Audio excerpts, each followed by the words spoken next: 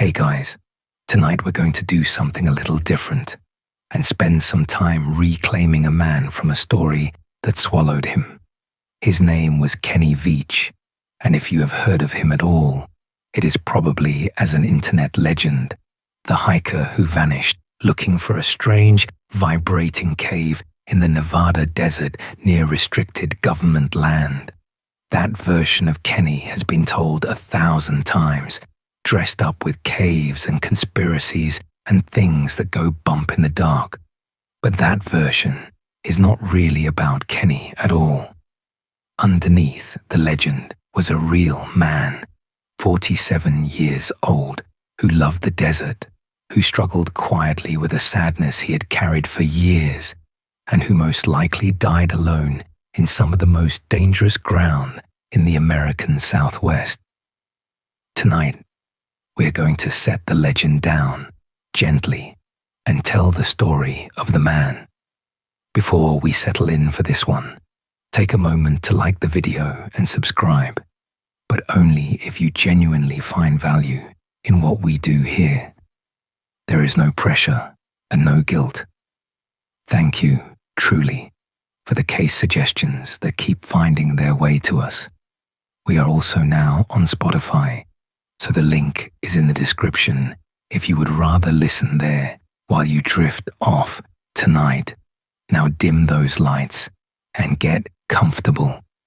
This is a long one, and Kenny's story deserves to be heard slowly and carefully and honestly, which means without the ghost stories that have grown up over it. There will be no aliens tonight, no portals, no supernatural caves. There will only be the Nevada desert, vast and beautiful and genuinely deadly, and a man who walked into it and did not come back, and the internet that turned his disappearance into entertainment before it ever paused to mourn him. Kenny was a person, not a creepypasta.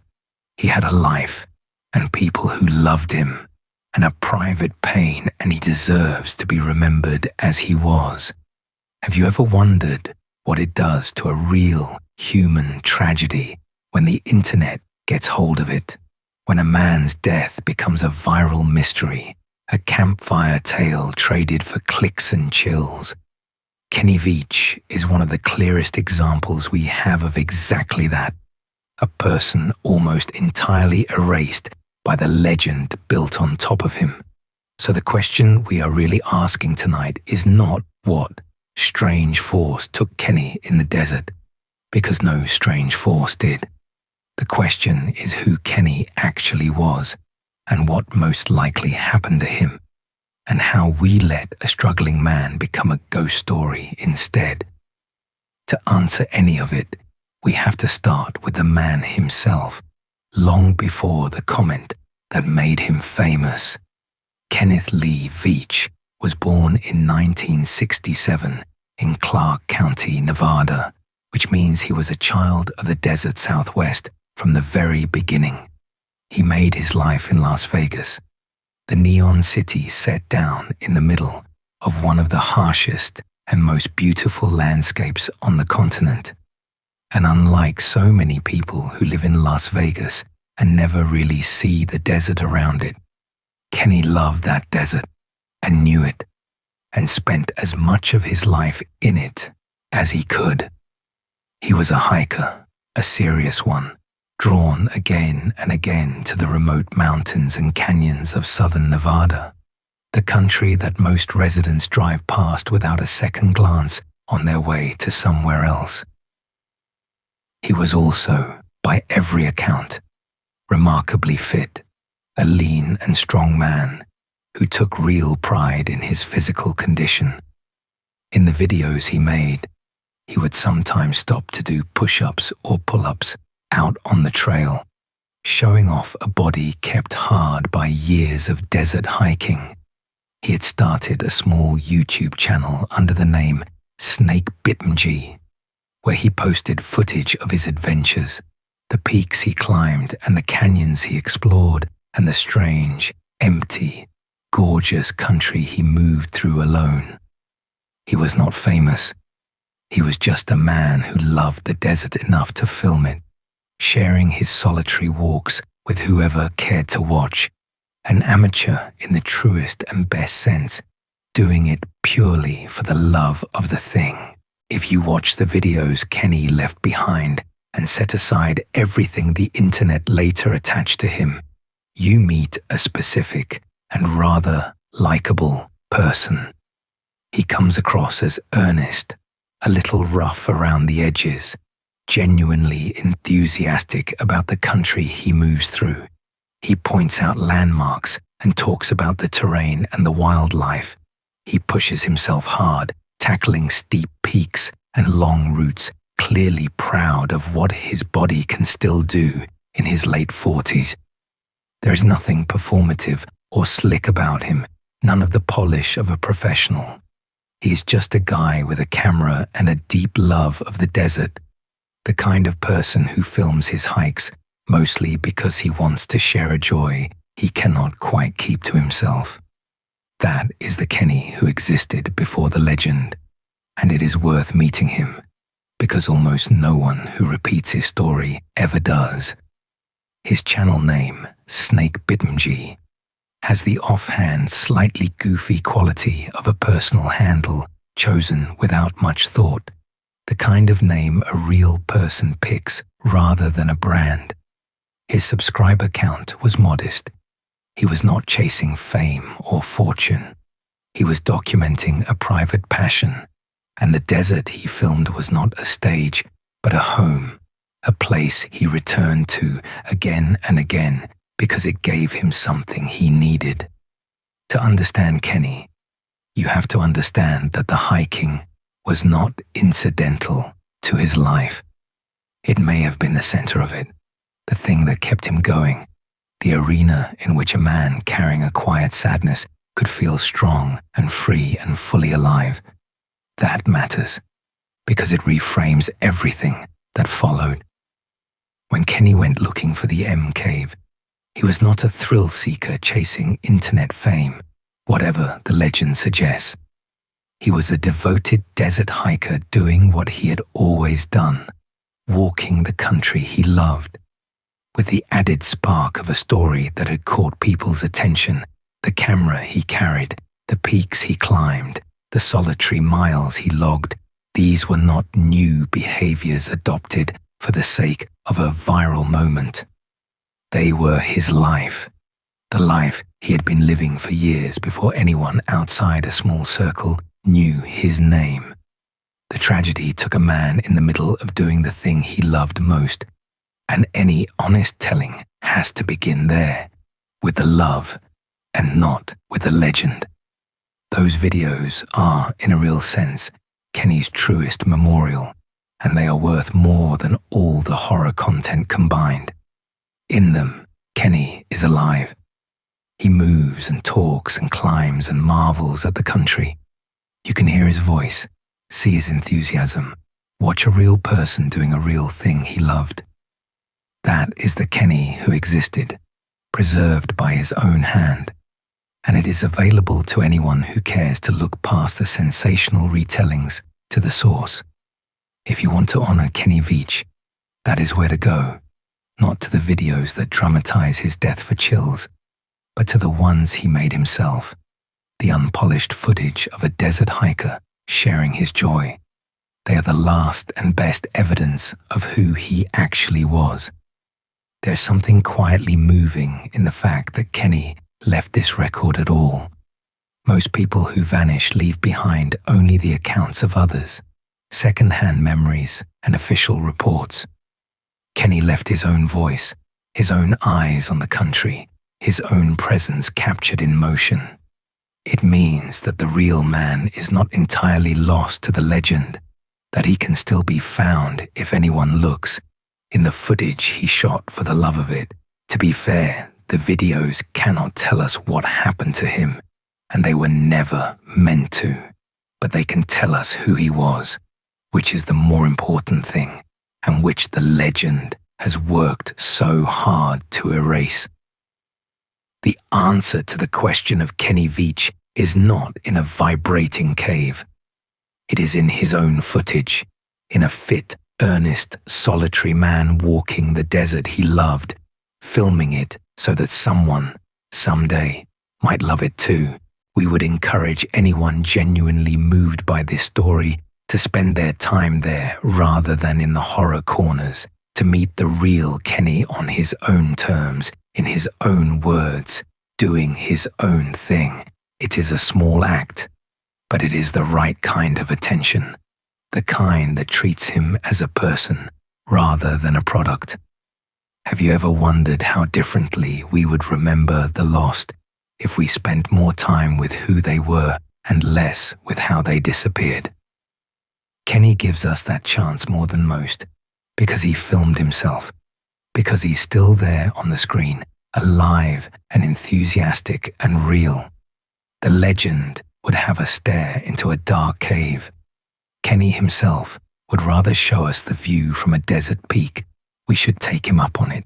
There was another side to Kenny, quieter and harder to see in the sunlit videos, and we have to speak of it with care because it matters and because it deserves gentleness. According to Sherian Pilgrim, the woman who loved him, Kenny had battled depression for many years. That is a private and painful thing, and we mention it not to explain him away or to reduce him to a diagnosis, but because it was part of who he was, a weight he carried even as he climbed the peaks and did his push-ups on the trail and smiled into the camera. A great many people live full and capable lives while carrying exactly that kind of long, quiet sadness, and Kenny was one of them. The desert, for him, may well have been part of how he managed it, a place of solitude and challenge and peace where the noise of the world fell away. It is worth pausing here, gently, to say that Kenny's struggle does not make his story a foregone conclusion, and we will not treat it as one.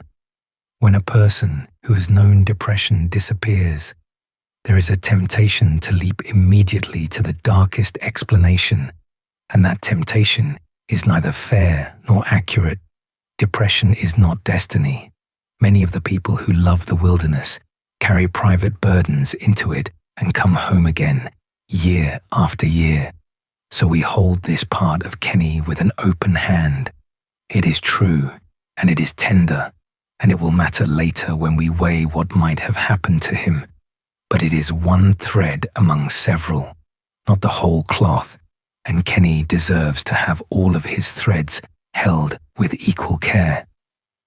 There is a deep and complicated relationship between solitude and the wilderness, and Kenny lived it fully, so it is worth exploring. He was a solo hiker, which means he went into that dangerous country alone, again and again, without a partner to help him if something went wrong. To many people, that sounds reckless, and in terms of pure safety, it is. A solo hiker who falls, or is injured, or steps into a mine shaft, has no one to call for help, no one to go for aid, no one to even know where they are. The margin for error, already thin in the desert, becomes razor thin when you walk it alone. Kenny knew this and chose solitude anyway, as many wilderness lovers do, because of what the solitude gave him. For a person carrying a private sadness, the appeal of solitary wild country runs even deeper. Out there, alone, the noise of the world falls silent. There is no one to perform for, no expectations to meet, no comparison to anyone else. There is just the land and the sky and the rhythm of your own body moving through space. And for some people, that is the closest thing to peace they ever find. It is entirely possible that Kenny's solo hiking was not just a hobby, but a form of self-medication, a way of managing the depression that Sherian described, a place where the weight lifted for a few hours. The desert may have been, quite literally, keeping him going. And there is something both beautiful and precarious in that, in a man finding his refuge in a place that was also, at any moment, capable of killing him. You're in the desert alone, the way Kenny so often was, and you can feel both sides of it at once. There is the freedom, the vast silence, the sense of being small and unwatched under an enormous sky, the peace that solitude brings to a certain kind of soul. And there is the danger, always just underneath, the knowledge that no one is coming if you fall, that you are entirely on your own, that the same emptiness that soothes you would also swallow you without a ripple.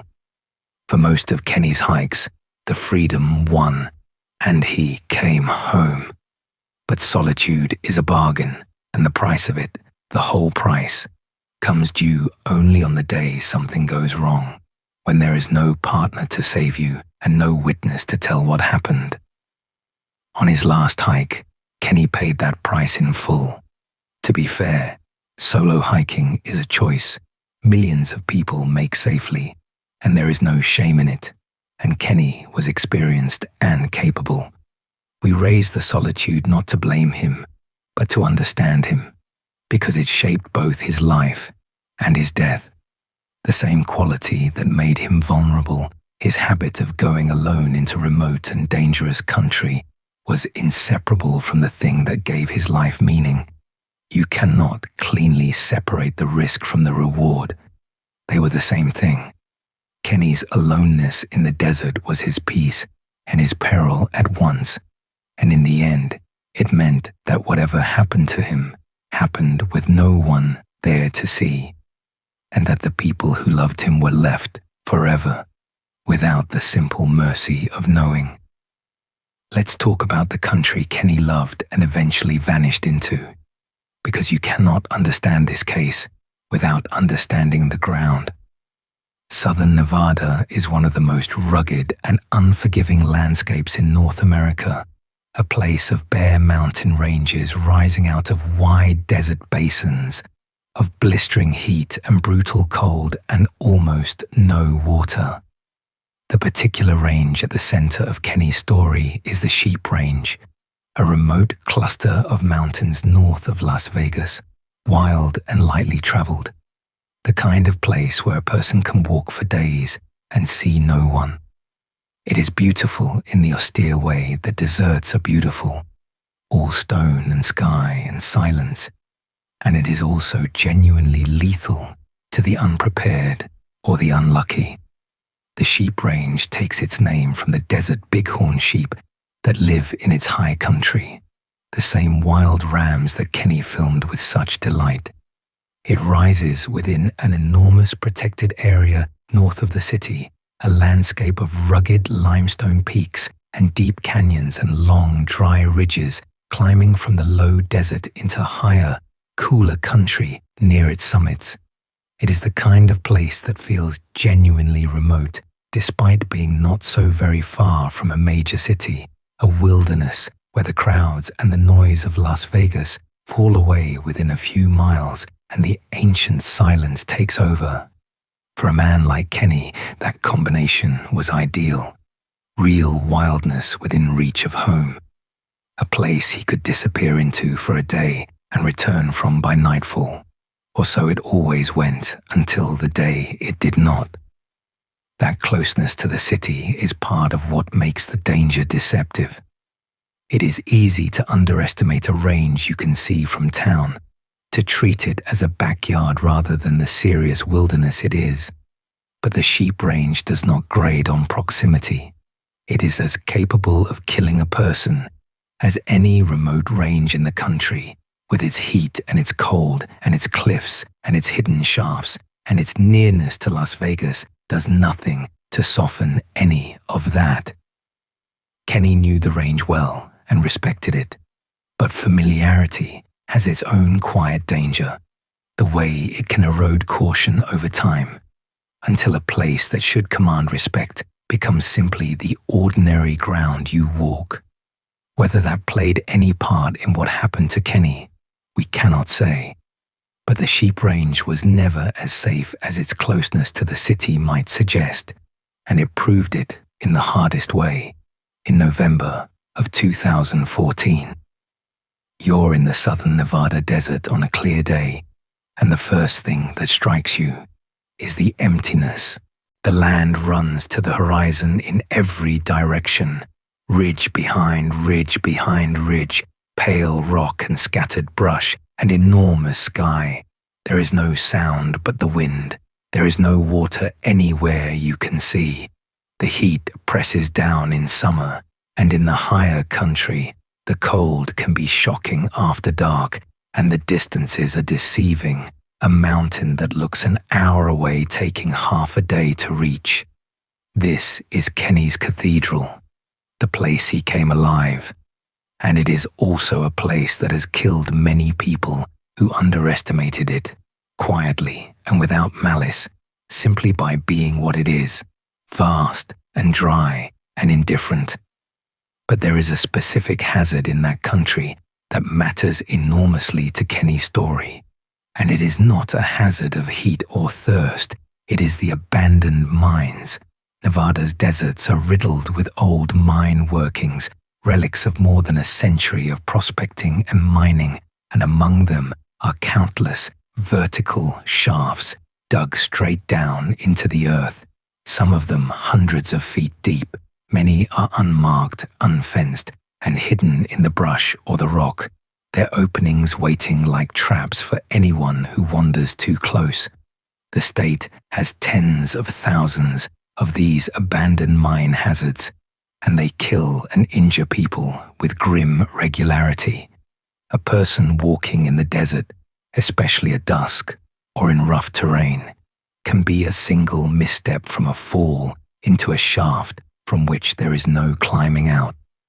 The scale of this hazard is genuinely staggering, and it is worth understanding because it is the real danger at the center of Kenny's story, the danger the legend ignores.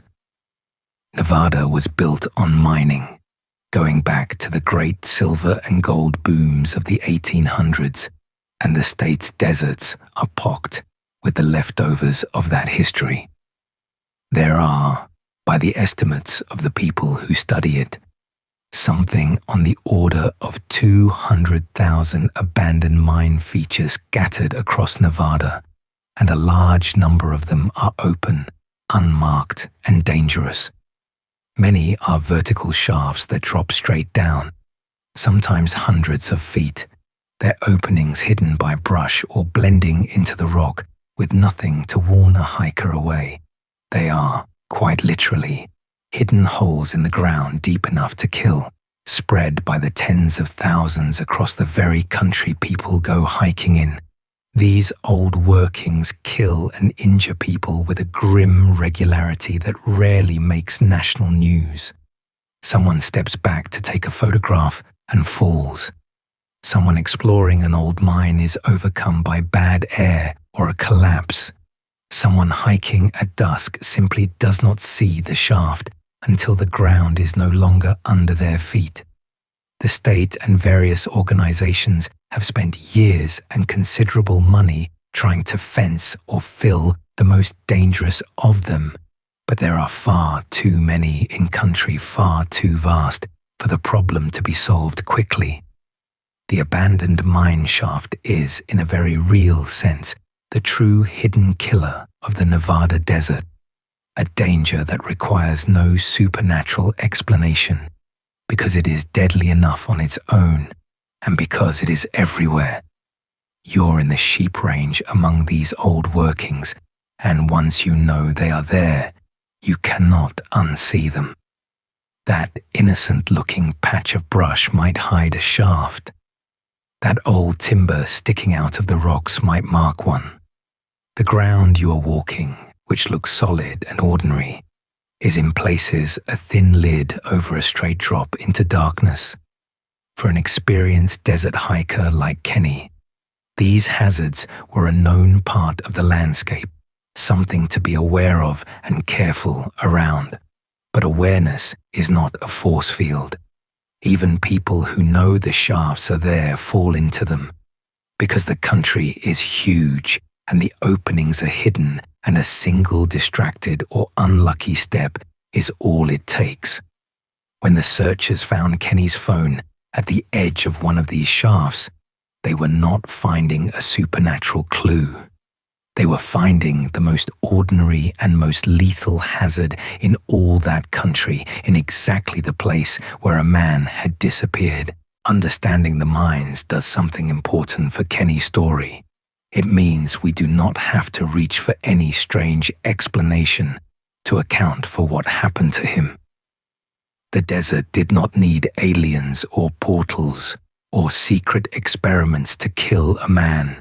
It had, ready to hand, thousands of hidden shafts capable of ending a life in an instant and hiding the evidence forever. To be fair, we cannot prove that a shaft took Kenny, but we do not need to invent anything to explain his disappearance, because the plainest reading of the evidence, a hiker, a hidden shaft, a fall, a phone left at the edge, requires nothing that is not already demonstrably out there in that desert by the tens of thousands. Have you ever wondered how a landscape can be both a refuge and a killer at once? How the same country that gives a person peace can take their life without warning? That is the Nevada desert, and it is the true setting of Kenny's story, not some supernatural cave, but a real and dangerous wilderness studded with hidden shafts and swept by killing weather. Kenny knew this country well and knew its dangers and had walked it safely countless times. But knowing a danger is not the same as being immune to it, and the desert that Kenny loved was, all along, entirely capable of keeping him. To understand what most likely happened, you have to hold both truths at once: that Kenny was skilled and at home in that country, and that the country was, on the wrong day, more than a match for anyone. Now we come to the thing that made Kenny famous, and we are going to walk through it plainly, without the theatrical fog that usually surrounds it. Sometime in the year 2014, Kenny left a comment on a YouTube video, one of many videos out there about hiking in the remote country near the restricted military land in southern Nevada, the region the public knows as Area 51. In that comment, Kenny described an experience he said he had once had years earlier, while hiking alone in the sheep range near the edge of that restricted land. He wrote that he had come upon a cave entrance shaped like the capital letter M, and he wrote that as he approached it, his whole body began to vibrate, a strange and growing sensation that intensified the closer he got, until it frightened him so badly that he turned and left and swore he would never go back. Let's take that sensation seriously for a moment, not as a supernatural sign, but as a real thing a person might feel, because there are many ordinary explanations for it, and none of them require anything otherworldly. The human body can produce a feeling of vibration or trembling for all sorts of mundane reasons.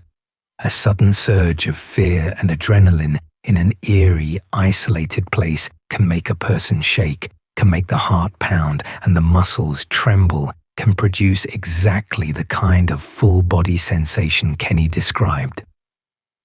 Standing alone at the mouth of a dark cave in remote country near forbidden land is precisely the sort of situation that can trigger a powerful, involuntary stress response, and that response can feel, from the inside, like the very air is making you vibrate. There are also physical and environmental possibilities that are entirely natural. Wind moving across a cave opening or through rock formations can produce low-frequency sound, sometimes below the threshold of conscious hearing, and such infrasound has been documented to cause feelings of unease, pressure, and physical sensation in people exposed to it. There could have been a simple medical explanation, a transient episode of some kind in Kenny's own body that happened to occur at that spot, which he understandably connected to the place rather than to himself. And we cannot rule out the most human explanation of all, that Kenny, telling a story to strangers on the internet, embellished a genuinely eerie experience into something a little more dramatic, the way almost anyone might when recounting a spooky moment alone in the wild. The point is not to pin down exactly which of these it was, because we cannot, and it hardly matters. The point is that a strange bodily sensation near a desert cave is not evidence of the paranormal, and that a curious mind has many ordinary places to land before it ever needs to reach for the supernatural. Have you ever wondered why the human mind so often jumps straight to the strangest possible explanation, skipping over a dozen ordinary ones on the way? We are pattern-seeking, story-loving creatures, and a vibrating cave near Area 51 is simply a better story than a panic response or a gust of infrasound. But better story is not the same as true, and Kenny's sensation, whatever it was, almost certainly had a cause as ordinary as it was real. To be fair to Kenny, none of this means he was lying or foolish. He very likely did feel something strange at that cave, something that genuinely frightened him. Feeling a real sensation and misattributing its cause is one of the most human things there is, and it does not make a person a liar or a fool. The failure in this story is not Kenny's, for feeling something odd and describing it. The failure is the internet's, for taking an honest account of an eerie moment and inflating it into a mythology, stripping away every ordinary explanation in favor of the one that was most fun to be scared by. Kenny felt something. The internet decided it was aliens. Those are very different acts, and only one of them was unreasonable. That is the comment. That is the entire seed of the legend. A few sentences typed into a YouTube comment box by a man describing a strange feeling near a cave. There's nothing supernatural in the words themselves, nothing that requires aliens or portals or government experiments to explain. A vibrating sensation in the body has any number of ordinary explanations, from a physical or medical cause to fear and adrenaline in an eerie place, to the simple embellishment that any of us might add to a good hiking story told to strangers online. To be fair, we do not know exactly what Kenny experienced or how accurately he described it, but we do know that a strange sensation near a desert cave is not evidence of anything otherworldly, and that the reasonable response to such a story is curiosity, not a conspiracy.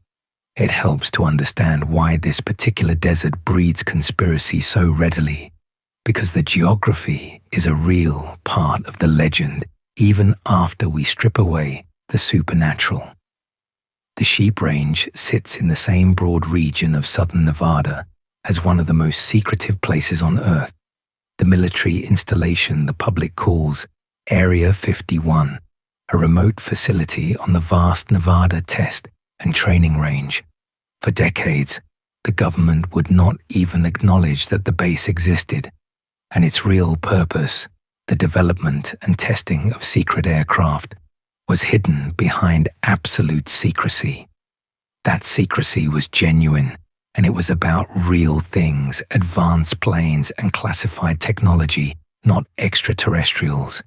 But secrecy abhors a vacuum, and into the silence around Area 51 rushed decades of rumor about crashed flying saucers, alien bodies, reverse-engineered technology, and government cover-ups of every imaginable kind. So the country Kenny hiked was already, long before he ever typed his comment, the single most conspiracy-soaked landscape in America. Any strange story set in that region arrives preloaded with a century of accumulated myth. When Kenny described an odd sensation near a cave in that area, He was dropping a small stone into a pond already thick with the ripples of every UFO story and government secret rumor that had ever attached to Area 51. It did not matter that his comment said nothing about aliens. The location did the work, pulling his ordinary, eerie experience into the vast gravitational field of the surrounding mythology, so that a vibrating cave near the restricted zone became, almost automatically, a story about the unexplained. Have you ever wondered how much of what we believe about a place is really just the accumulated weight of other people's stories? Area 51 is a perfect example.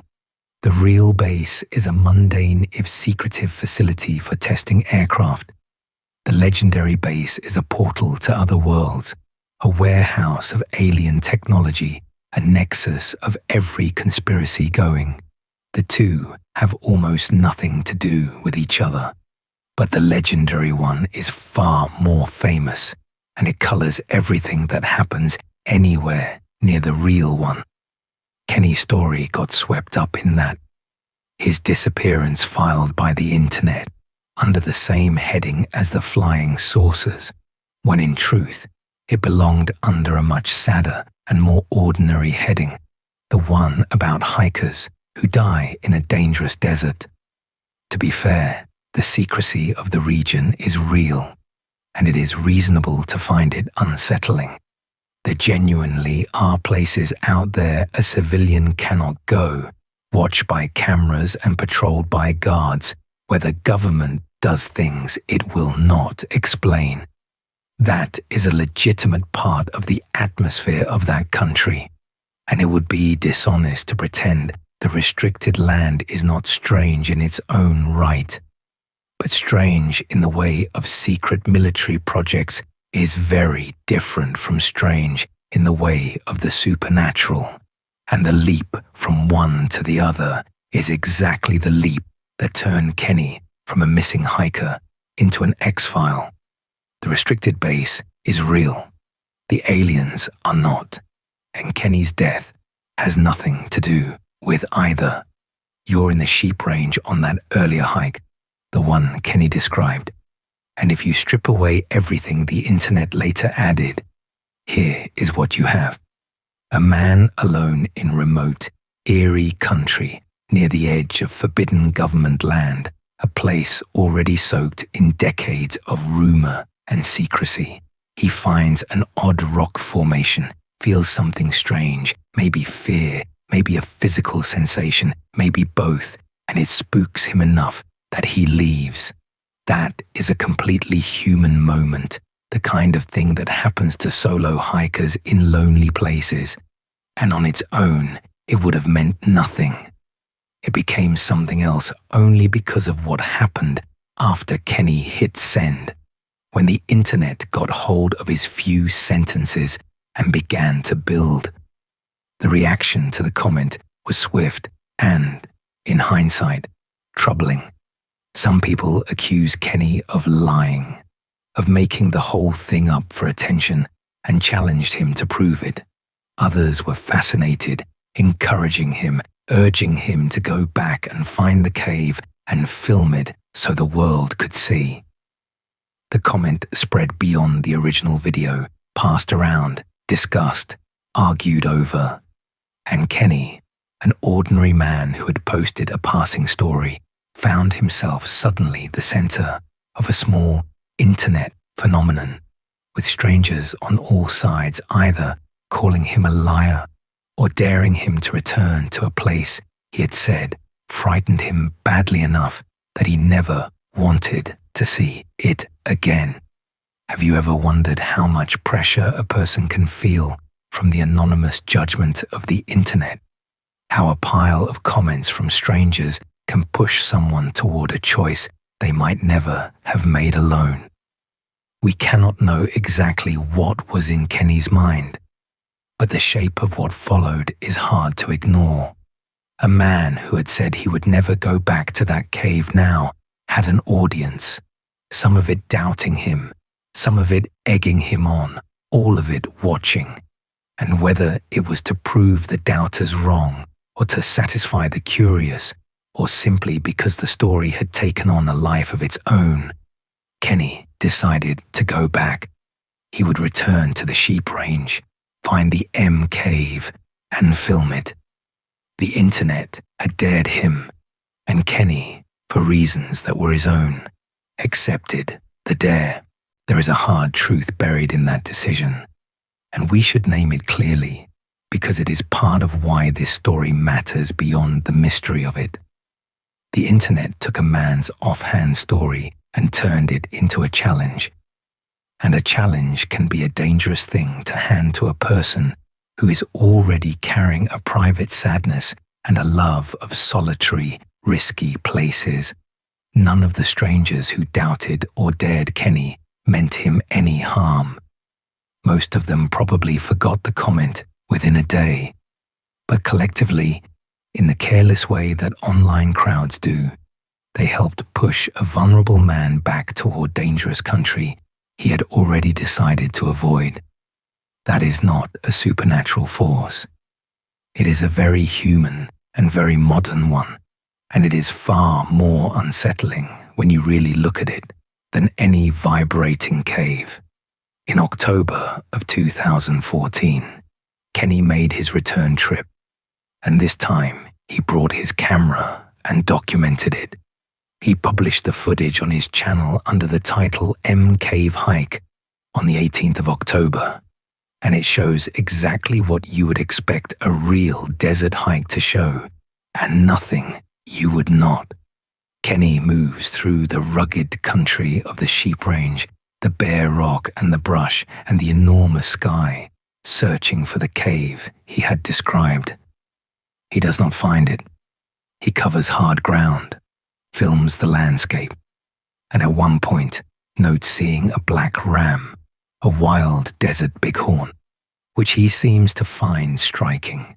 That detail, the black ram, is the kind of thing the legend later seized on and tried to make ominous, a dark portent, a warning.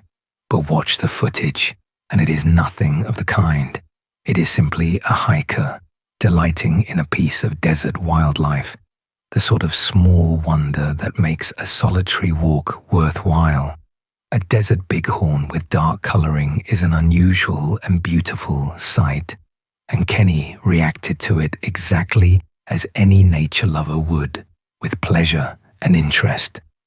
There is no omen there, only a man enjoying the country, and the fact that the internet turned even a wild sheep into a supernatural sign tells you everything about how determined it was to make Kenny's story stranger than it was. The October hike matters because it is the reality against which the legend should be measured. Kenny went out, in daylight, with his camera, and hiked hard, rugged country looking for his cave, and did not find it, and came home. That is the whole of it. No vibrating, no strange forces, no ominous events, just a difficult, unsuccessful hike in beautiful country, documented by a man who liked to document his hikes. If you want to know what Kenny was actually doing out there, that video is the answer, and it is thoroughly, almost disappointingly, ordinary. The extraordinary part, the part that made him famous, existed only in the reactions of strangers and the story they built, never in the plain footage of the man himself walking the desert. What the October hike also shows is Kenny's determination, and it is worth noting without judgment. He had told the story, been doubted and dared, and gone back once already without success. A person less invested might have let it drop, but Kenny went out again and filmed it, and when that failed too, he prepared to go a third time. Whether that persistence came from stubbornness, or a need to prove the doubters wrong, or simple fascination with a puzzle in his beloved desert, we cannot say, but it speaks to how much the M cave had come to occupy him, how a passing comment had grown into something he felt he had to resolve. To be fair, that determination is a very human thing, and on its own it is neither wise nor foolish. It became tragic only because the third attempt was the one from which he did not return. And then he comes home, safe, the search unsuccessful, the famous cave still unlocated. That video is worth sitting with, because it is the clearest window we have into the reality of what Kenny was doing as opposed to the legend. There are no strange forces in it. There is no vibrating. There is just a fit middle-aged man hiking alone in beautiful, dangerous country, looking for a rock formation he remembered and not finding it. If the story had ended there, with an unsuccessful hike and a shrug, Kenny would never have become a legend at all. He would just be a guy with a small YouTube channel who once told a spooky story and then failed to back it up. But the story did not end there, because Kenny went back one more time, in November, and that time he did not come home. You're in the sheep range in the autumn of 2014, and it is a hard place to search for anything. The mountains are a maze of ridges and canyons and false leads, the terrain rough and steep, the sun brutal even in the cooler months, the ground scattered with old mine workings and hidden hazards. Kenny had already come out here twice, looking for his cave, and failed to find it, which tells you how difficult the country is and how easy it is to lose your way among the endless, similar-looking draws and slopes. Each trip took him deeper into remote and dangerous ground, further from help, in pursuit of a thing that may never have existed in the form he remembered. And each trip, the desert let him go. The third time, it did not. On the 10th of November 2014, Kenny set out again, on what would be his final search. He told Sherian that he was going hiking, and gave her a general sense of his plans, but he did not tell her exactly where he was going. He took his vehicle and his phone and supplies for the trip, and he left behind one thing that has troubled everyone who has looked closely at this case ever since. He did not take his GoPro camera.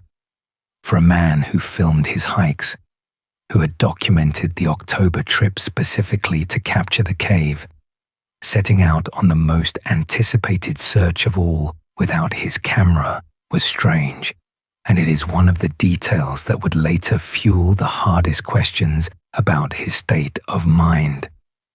We have to handle that detail carefully, because it can be read in more than one way, and honesty requires holding both readings. On one hand, the absent GoPro could mean nothing at all.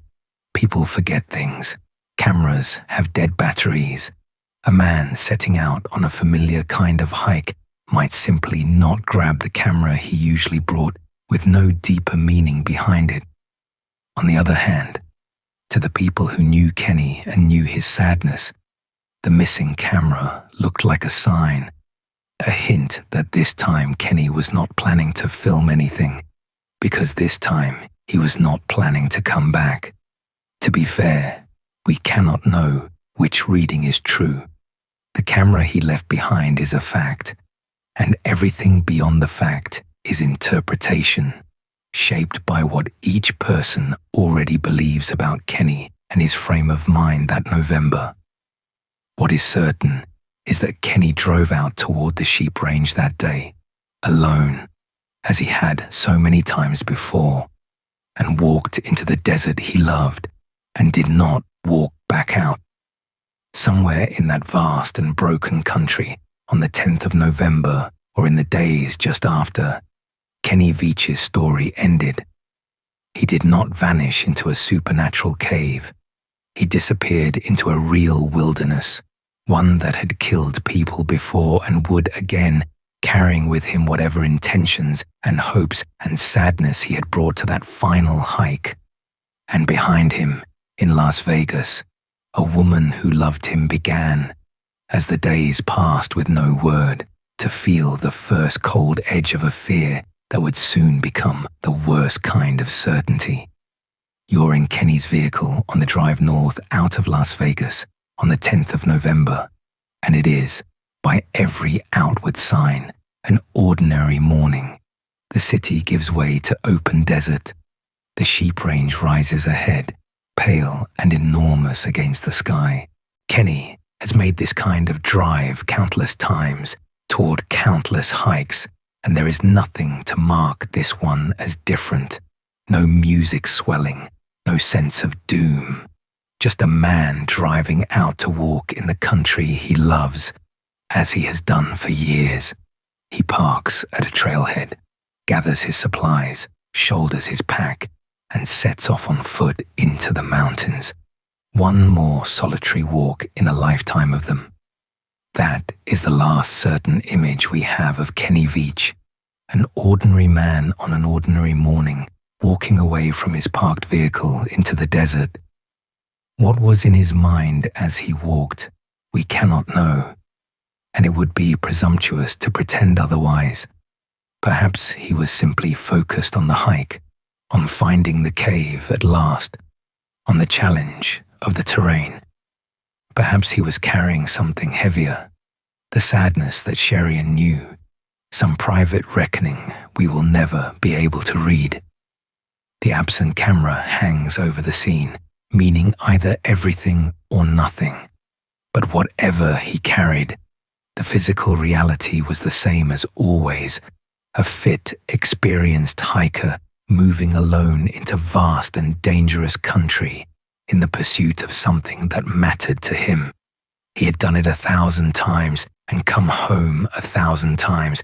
There was no reason that morning to think this time would be any different.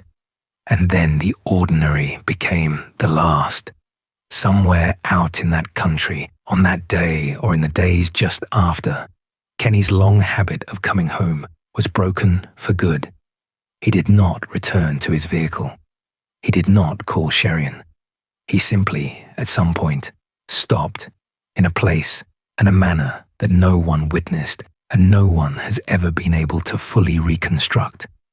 The drive out, the parking, the walk into the mountains. These are the last solid things we have.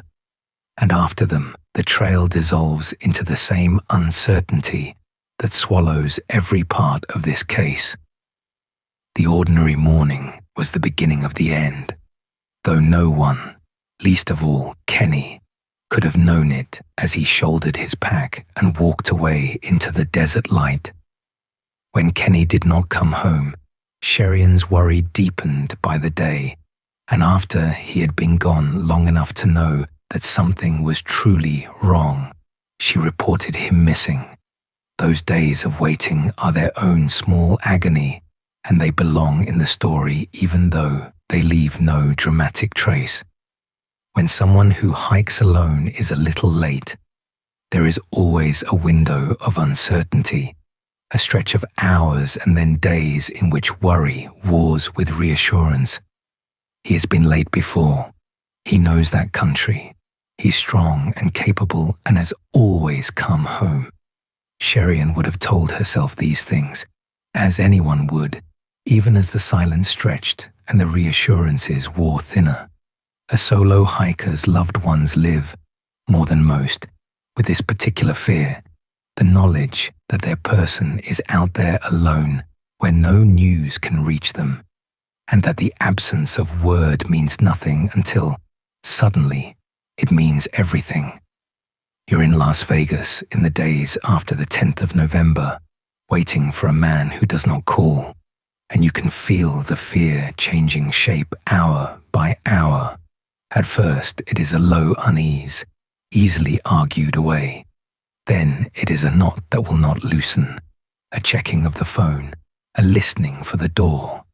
Then it is the cold certainty that something has gone wrong, the moment when hope flips over into dread and you understand that you are no longer waiting for him to come home, but bracing for what you will learn. Sherian crossed that threshold in those November days, alone with a fear that grew heavier every hour, until at last she did the only thing left to do and called for help, setting in motion the search that would track Kenny to a mine shaft and no further.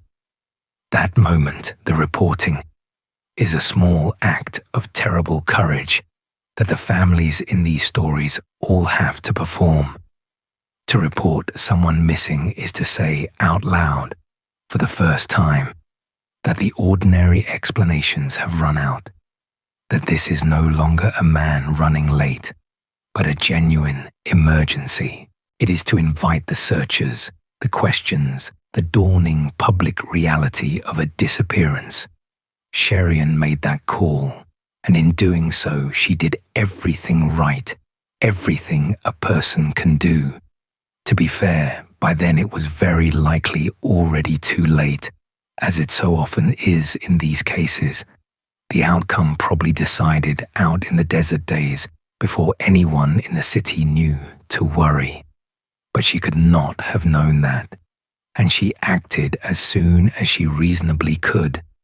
And the fault for what happened lies with the desert and the circumstances, never with the woman who loved him and raised the alarm. The response came quickly. Red Rock Search and Rescue, the volunteer organization that covers exactly this kind of country around Las Vegas, mounted a serious effort to find him.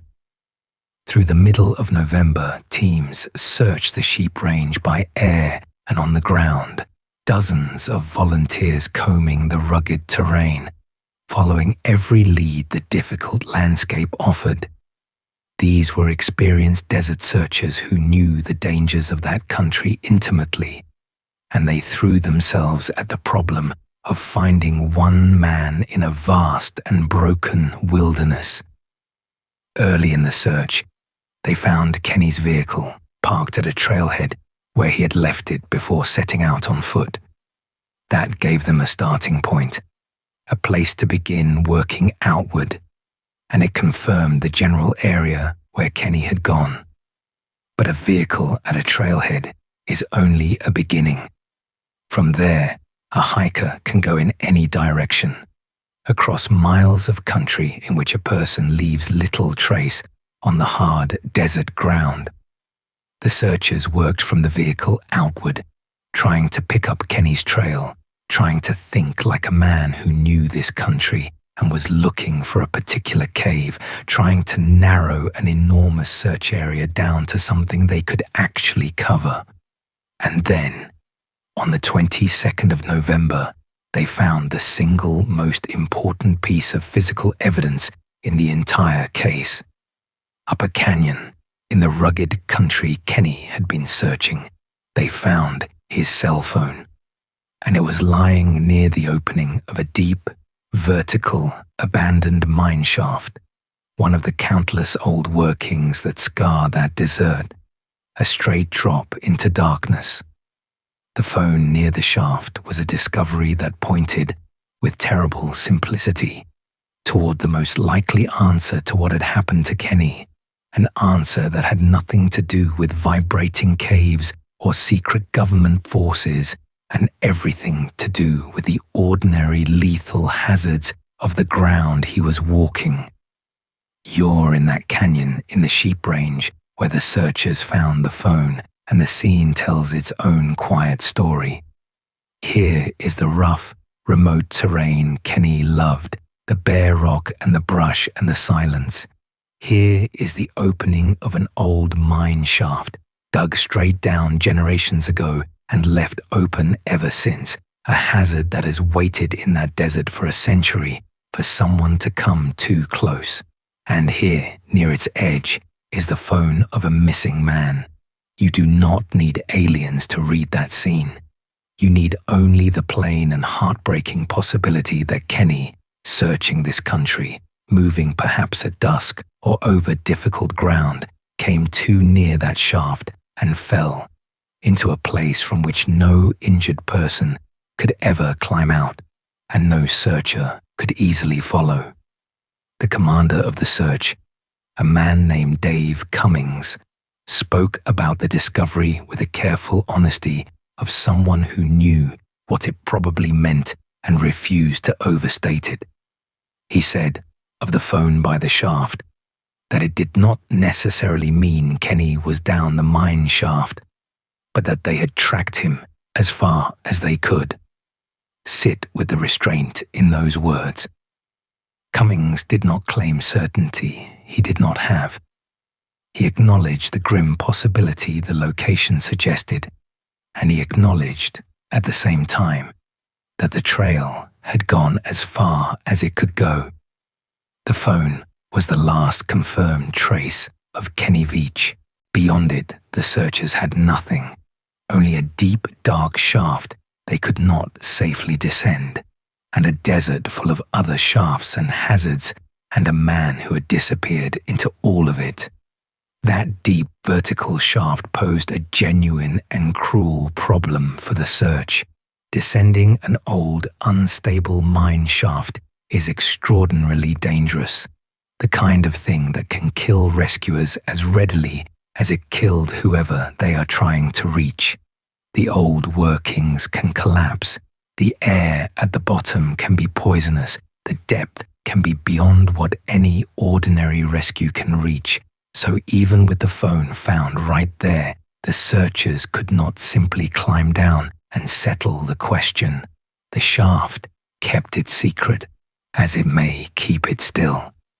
And the search, having tracked Kenny to that last point and been unable to go further, eventually had to face the same hard limit that so many desert searches face, the point at which the country simply refuses to give up anymore, and a man remains lost inside it. The people who search for Kenny deserve a fuller acknowledgement, because desert search and rescue is brutally hard work, and they did it well. Red Rock Search and Rescue is a volunteer organization made up of ordinary people who train for exactly this kind of emergency and turn out unpaid when someone goes missing in the harsh country around Las Vegas. Searching that terrain is dangerous and exhausting. The heat, the distances, the rough ground, the same hidden mine shafts that threaten the missing person also threaten the searchers. To comb that country on foot and from the air, day after day, looking for one man who could be anywhere across hundreds of square miles, is a task that most people cannot imagine, and that these volunteers took on without hesitation, because that is what they do. That they tracked Kenny as far as the mine shaft is itself a real achievement, a testament to their skill. On the hard desert ground, a hiker leaves little trace, and to follow a trail all the way to that last canyon and that last shaft took genuine expertise. But expertise has limits, and the deep vertical shaft was one of them. To send a searcher down an old, unstable mine shaft of unknown depth and unknown air quality is to risk trading one victim for another, and no responsible search commander could order it lightly.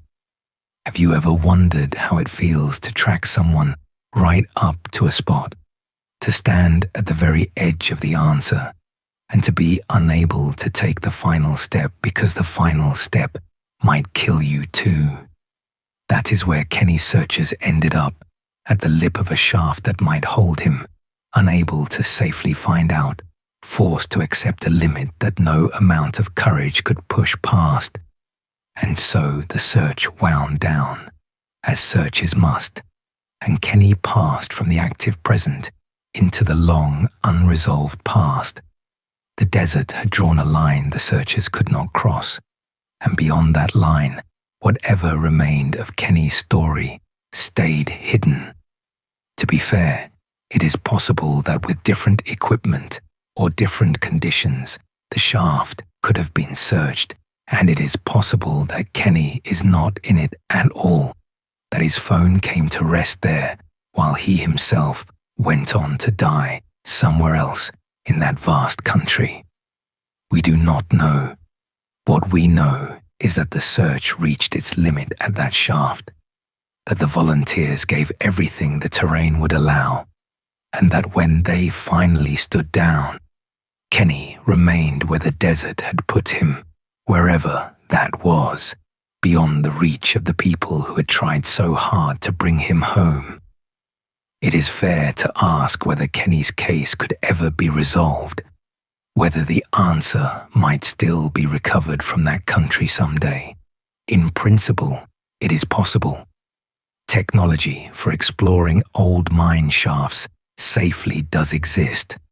Cameras that can be lowered into the darkness, methods that do not require a human being to descend into the danger. If the will and the resources aligned, the specific shaft where Kenny's phone was found could perhaps be examined, and it might either yield an answer or rule itself out. But the desert is full of shafts, and Kenny might not be in that one at all.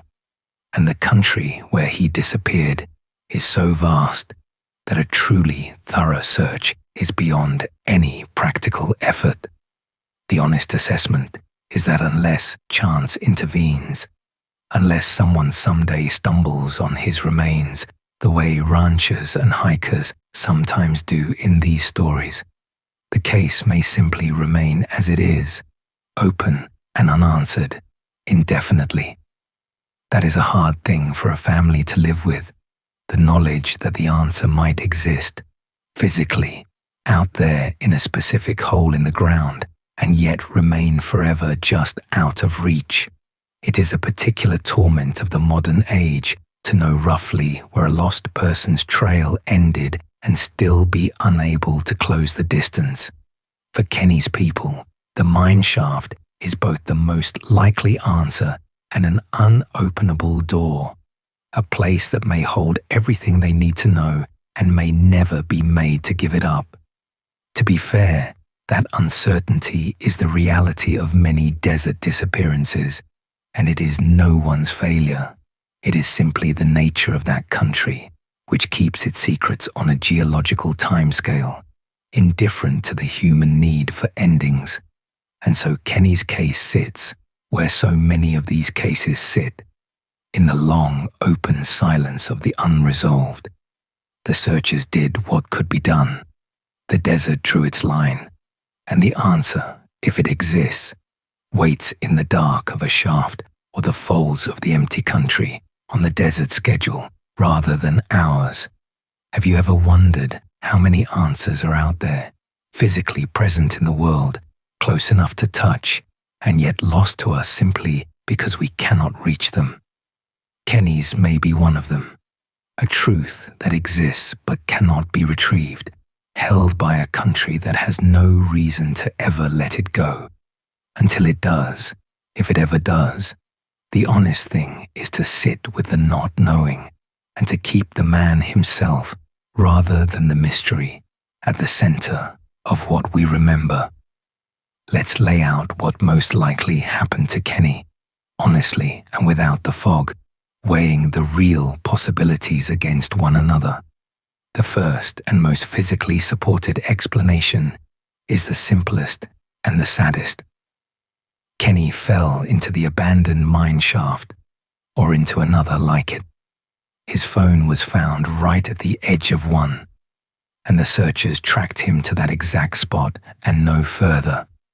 Southern Nevada is full of these hidden vertical shafts, and they kill and maim people regularly, and a hiker moving through rough country, perhaps tired, perhaps in poor light, perhaps distracted by the search for his cave, is exactly the kind of person they take.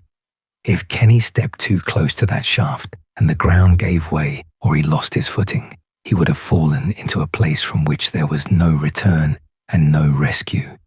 That explanation requires nothing strange at all. It requires only the desert being what it is.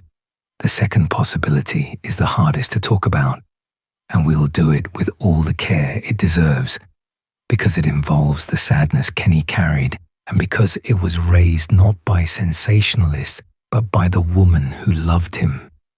Sherion suggested that Kenny may have disappeared on purpose, that his long struggle with depression, a reported remark that no one would ever find him, and the strange absence of his usual camera together pointed toward a man who did not intend to come home. We cannot know if this is true, and we will not state it as fact, because it cannot be known, and because Kenny is owed better than a verdict rendered on incomplete evidence. What we can say is that those who knew him best held this possibility gently and sorrowfully, and that it deserves to be named among the real explanations, rather than buried under the louder noise of the legend. If it is true, then Kenny's story is not a mystery of the desert at all, but a quiet tragedy of a kind that is far too common and that too many people carry alone. We raise that possibility only with the deepest respect and with an important reminder. Depression is survivable and help exists, and a person struggling with it is not doomed. If Kenny's story touches something in you tonight, please know that the sadness he may have carried is one that countless people carry and come through with support, with time, with the help of others. We do not tell this part of his story to darken the night, but because honesty requires it, and because pretending Kenny's pain did not exist would be its own kind of erasure. He was a whole person, light and shadow both, and the shadow was real. We want to pause here away from the mystery for a moment, because if any part of Kenny's story lands close to home for someone listening tonight, that matters more than the case itself. The sadness that Kenny may have carried is something an enormous number of people carry quietly behind capable and even cheerful lives, the way Kenny carried it behind his strength and his push-ups and his sunlit videos. It is one of the most common human burdens there is, and it is also one of the most survivable. People come through the darkest stretches all the time, with help, with connection, with the simple fact of another person knowing and staying. If you recognize something of yourself in Kenny's struggle, please hear this gently. You are not alone in it, and it is not a life sentence. And reaching out to someone, anyone, is not weakness but the beginning of the way through. The thing about a burden like that is that it grows heaviest in isolation and lightest when it is shared. Kenny found his relief in the solitude of the desert, and there is real beauty in that. But solitude has its limits as a medicine, because the one thing it cannot give is another person's presence. We will never know what might have been different for Kenny if some particular conversation had happened, if some hand had reached out at some particular moment, and it is not fair or useful to speculate. But we can take from his story the reminder that the people around us are often carrying more than they show, and that a genuine question, a real "how are you?" an unhurried willingness to listen can matter more than we will ever know. To be fair, no one can save another person single-handedly, and it is not anyone's fault when they cannot. But we can be present, and presence is not nothing. We say all of this not to turn Kenny's story into a lesson at his expense, but because caring about the people in these stories means caring about the people listening to them too. Kenny was real, and his pain, if it was as those close to him feared, was real, and the pain that some of you may carry is just as real and just as worthy of care. If tonight's story does anything beyond remembering one man, let it be a small nudge toward tenderness, toward reaching out, toward not carrying the heavy things entirely alone. That would honor Kenny more than any theory ever could. It would take the sadness he may have died inside of and turn it for someone else into a reason to hold on. There is one more thing about Kenny that deserves to be said, because it is the deepest irony of his whole story. Kenny wanted to be seen. That is what a person is doing when they film their hikes and post them for strangers, sharing a private joy in the hope that someone out there will see it and feel it too. His channel was a small, earnest reaching out, a man saying, in effect, "Look at this country I love. Look at what I can do. Look at me." He was not chasing fame, but he was, in his own modest way, hoping to be witnessed, to have his passion matter to someone beyond himself. That is a very human wish, and there is nothing wrong with it. And for most of his life, it was answered only quietly by a small handful of subscribers who liked his desert walks. And then, at the very end, Kenny got the enormous audience he had never quite had in life, but for exactly the wrong thing. The world finally paid attention to Kenny Veach, not for the desert peaks he climbed or the joy he shared, but for the manner of his disappearance, for a spooky comment and a mystery. Millions of people who never watched a single one of his hiking videos know his name because of the M Cave. He wanted to be seen for his love of the desert, and instead, he was seen for his death. And even then, not really seen at all, only used, turned into a legend that had almost nothing to do with the man who wanted to be witnessed. Have you ever wondered what a crueler answer to a person's wish could possibly look like than that? To reclaim Kenny, then, is partly to finally give him the kind of attention he actually wanted, attention to the man and his passion, rather than to his death and the myth.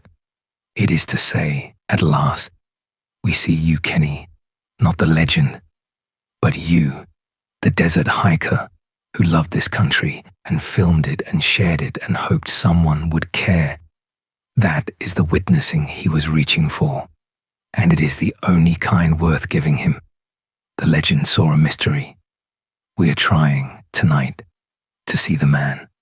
It is late, and it cannot bring him back, and it cannot undo what the internet made of him.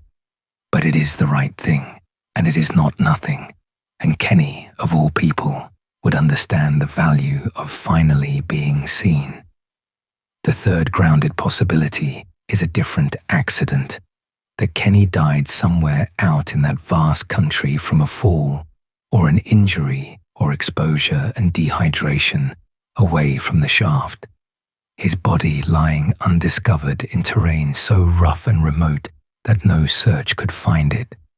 The desert is more than capable of this.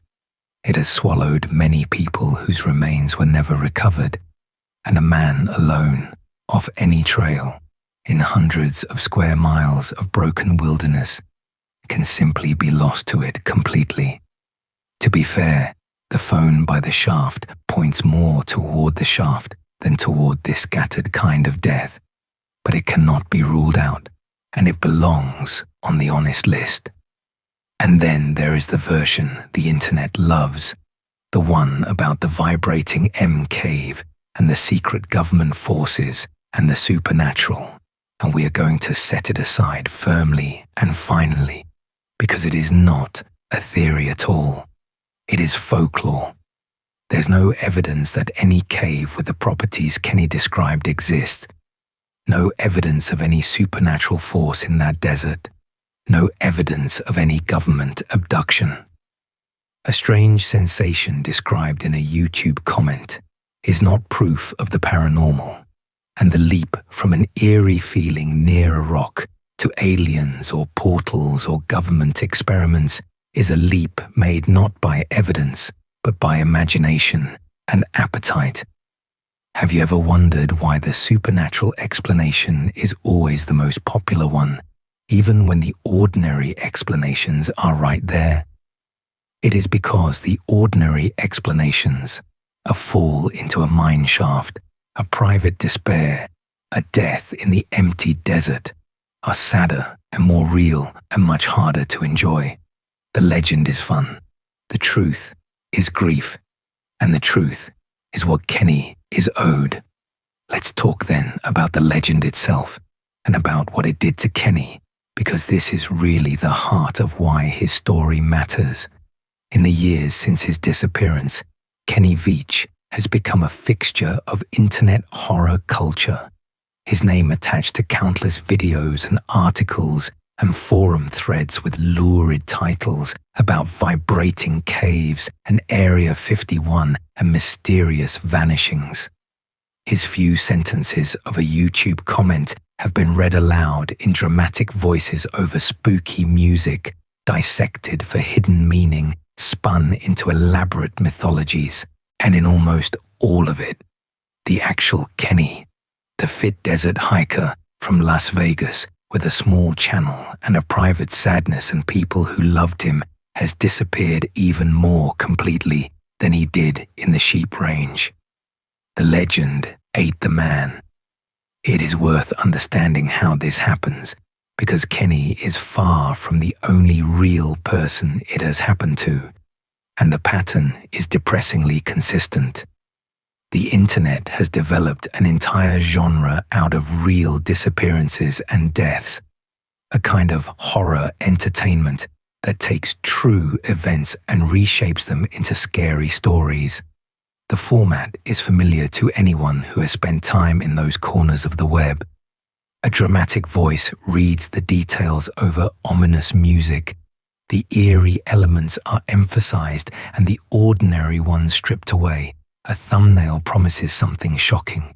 The title asks a question it has no intention of answering honestly, and a real human tragedy becomes content, a product designed to deliver a shiver and a click, ranked in lists of the scariest vanishings and the most disturbing unsolved cases. The engine driving all of this is simple, and it is not malice. It is attention. Scary stories get watched, and watch stories earn money and reach. And so there is a constant incentive to make every real event as frightening and mysterious as possible. The ordinary explanation that Kenny fell into a mine shaft or died of a private despair is bad for engagement, because it is sad rather than thrilling, and it closes the story rather than leaving it open. The supernatural explanation, the vibrating cave, and the government secrets is good for engagement because it is thrilling and it never has to end.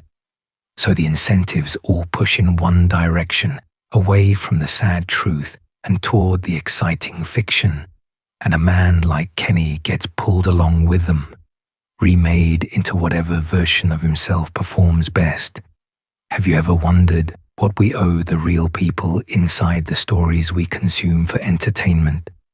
It is a question worth sitting with, because most of us, at one time or another, have clicked on exactly the kind of video that did this to Kenny, have enjoyed the shiver of a scary unsolved case without pausing to think about the actual person at the center of it and the actual family still grieving them.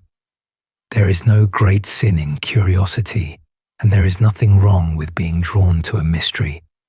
But there is a line somewhere between honoring a person's story and feeding on it, and the internet's treatment of Kenny Veach crossed that line so completely that the man himself all but vanished behind the legend, mourned by no one in the very content that made his name famous.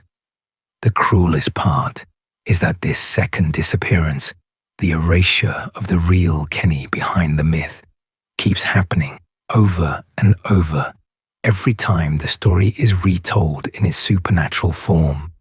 Kenny disappeared once in the desert, a genuine tragedy, but he disappears again every time someone tells his story as a tale of vibrating caves and alien forces, because each of those tellings buries the real man a little deeper.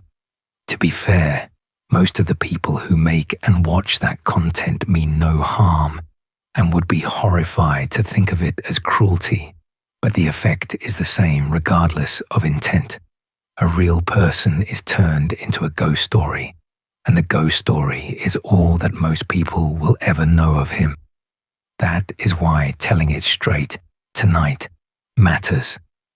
It is the one small way we can dig the real Kenny back out.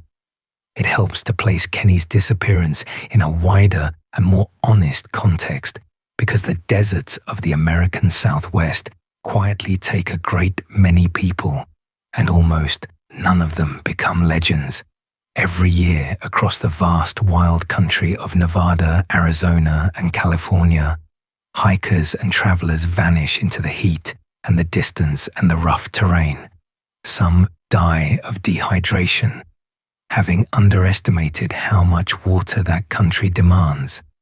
Some die of exposure to the surprising cold of desert nights. Some fall, some are injured far from help.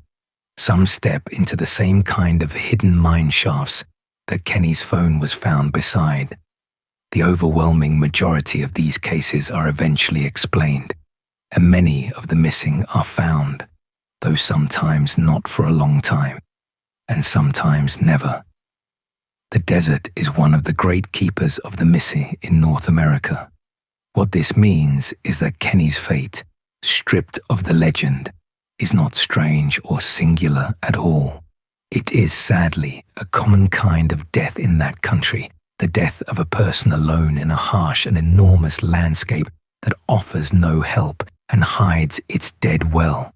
If Kenny had not left that famous comment, if the internet had never seized on the M cave, his disappearance would have been a brief local story, mourned by those who knew him and forgotten by everyone else.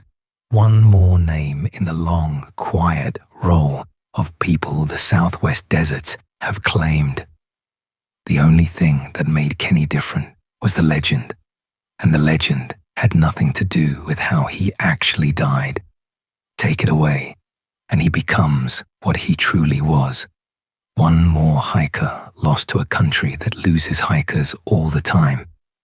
There is, oddly, a kind of dignity in that ordinariness, and it is worth reaching for. Kenny does not need to have been taken by something supernatural for his death to matter. The plain truth, that a man who loved the desert died in it, alone, doing what he loved, is sad enough and real enough and human enough to deserve our full attention. To be fair, the ordinary explanation will never trend the way the legend does. It will never rack up the views, but it is the truth, and the truth is the only thing that actually honors Kenny, because it is the only version of the story in which he remains a person rather than a myth. The desert took him the way it has taken many. That is not a lesser story. It is simply the real one. The legend has had physical consequences too, out in the desert itself, and they are worth noting because they show how far the myth has traveled from the man. In the years since Kenny disappeared, his story has drawn curiosity seekers into the sheep range, people who go looking for the M cave, who try to retrace his final hike, who film their own attempts and post them for their own audiences. The place where a man most likely died has become, for some, a kind of destination, a spooky pilgrimage site, a backdrop for more content. There is something deeply uncomfortable in that, in treating the site of a real tragedy as an attraction, in walking the ground where someone lost their life in search of a thrill or a video. To be fair, not everyone who has gone out there did so cheaply. Some were genuinely curious about a fellow hiker's fate. A few may even have hoped, however unrealistically, to find some sign of Kenny that the official search missed, to bring some answer to a case that has none. Curiosity about a mystery is human, and wanting to understand what happened to a person is not in itself disrespectful. But there is a meaningful difference between seeking to understand a man and seeking to be scared by him, between honoring a place and exploiting it. And much of the M-Cave tourism has fallen on the wrong side of those lines, treating a dangerous, sacred, sorrowful piece of country as a set for a horror video. The irony is that the pilgrims, like everyone else drawn by the legend, are looking for the wrong thing entirely. There is no vibrating cave to find, no supernatural answer waiting in the rocks. If any of them actually wanted to honor Kenny, the thing to seek would not be the M-Cave but the man, not a thrill but an understanding, not a mystery to be consumed but a person to be mourned. Have you ever wondered how strange it is that so many people have physically walked the very ground where Kenny died, and yet almost none of them went there to grieve him? They went for the legend. The man was never what they were looking for, and that, more than anything, is the measure of how completely the story swallowed him. There is a real cost to that, and it falls hardest on the people who loved Kenny. Imagine, for a moment, being Sherian, or a member of Kenny's family, grieving a man you loved, carrying the specific pain of a disappearance with no body and no certain answer, and watching as the internet turns your loss into a horror story for strangers to enjoy. Imagine seeing his name in clickbait titles, his comment performed for chills, his death treated not as a tragedy to be mourned, but as a mystery to be consumed endlessly by people who never knew him and never paused to consider that he was real. That is a second loss laid on top of the first, the loss of the person himself to the legend built on his grave. And it is a loss that the people who loved Kenny have had to live with ever since. We should be honest that this channel exists in the same world as all those horror videos, that we too are telling Kenny's story to an audience, and that the line between honoring a person and consuming them is one we have to walk carefully every single night. The difference we try to hold to is this: we refuse the supernatural because it is not true and because it turns a real death into a fairy tale. We center the person, not the mystery, because the person is what actually matters. And we hold the sadness with care rather than mining it for thrills, because the people in these stories were real, and their families are often still here, still grieving, still watching. Kenny deserves that, and so does everyone whose story we tell. To be fair, we do not always get it perfectly right, but the trying is the whole point. And with Kenny, the trying means, above all, taking the legend off him. You're in the desert Kenny loved, at the hour he loved best, when the sun goes low and the whole world turns gold and then rose and then blue, and the heat lifts and the silence deepens. This was his place. Not a haunted cave, not a government secret, just this, the vast, beautiful emptiness of southern Nevada, where a lonely man found something like peace among the rocks and the sky. Whatever took him here, a fall, a private despair, the simple, lethal indifference of the country, it took him in a place he genuinely loved, doing the thing that made him feel most alive. There is a small mercy in that, if we let ourselves see it. Kenny did not die in a nightmare. He died in his cathedral, and the cathedral was real, and it was beautiful, and it was his. The case remains unsolved to this day. Kenny's body has never been found, and barring some future discovery in that hard country, it may never be. The mine shaft where his phone was found kept whatever it knew. The desert kept the rest. And so Kenny's family lives, as the families in so many of these stories live, in the country of not knowing, denied the ending that might let them fully grieve.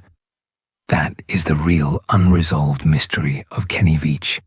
Not what strange force took him, but simply where he is and what his last hours held. Questions the desert has never answered and may never answer. It is a quieter mystery than the legend, and a sadder one, and a truer one. For the people who loved Kenny, that unresolved ending is a particular and lasting wound, made worse by everything the internet did on top of it. Consider Sherian, who loved him and lost him, and then had to watch his death become a joke, a scare, a piece of content. She lives in the same country of ambiguous loss we have visited in other stories, the impossible place where a person is gone, but not confirmed gone, where grief has no body to attach itself to and no certain end to mourn. But she lives there with an added cruelty that most grieving people are spared.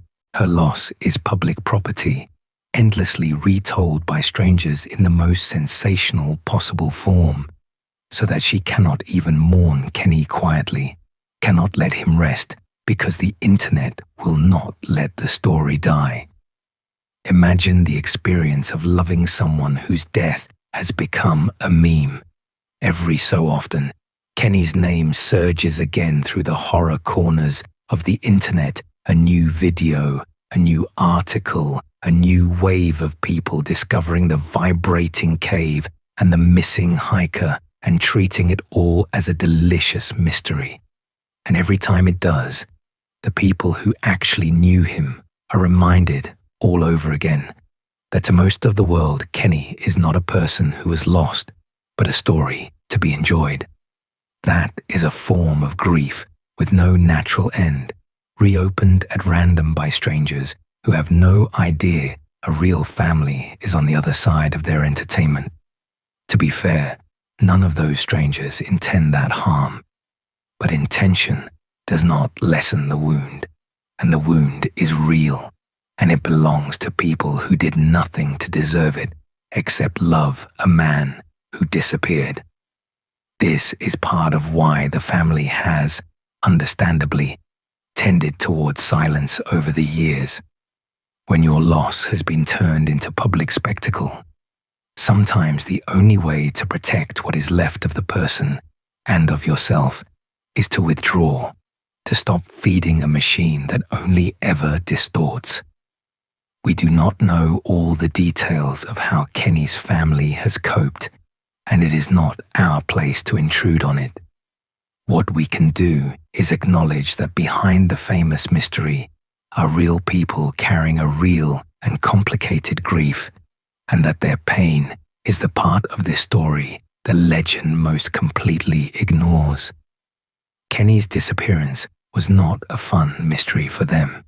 It was the loss of someone they loved, and they have had to grieve it in the glare of an internet that never stopped watching and never once looked at the right thing. So let's come back one final time to Kenny himself and leave the legend behind us for good. Remember Kenny Veach, the man, the Las Vegas hiker who loved the desert more than almost anything, who kept his body strong and his camera rolling, who shared his solitary walks with whoever wanted to watch.